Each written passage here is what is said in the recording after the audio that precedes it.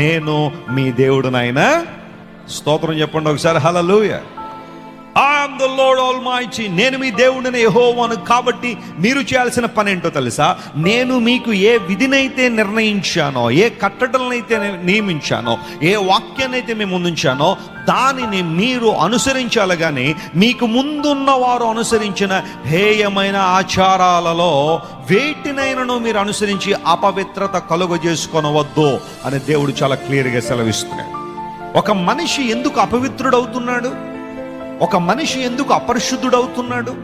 అపవిత్రతను ఒక మనిషి తన మీద ఎందుకు ఒలికించుకుంటున్నాడంటే, అనుసరించకూడని హేయమైన ఆచారాలన్నీ ఏం చేస్తున్నాడు? కొంతమంది అనుసరించి అపవిత్రత పోగు చేసుకుంటున్నారు, అపవిత్రత కలుగు చేసుకుంటున్నారు.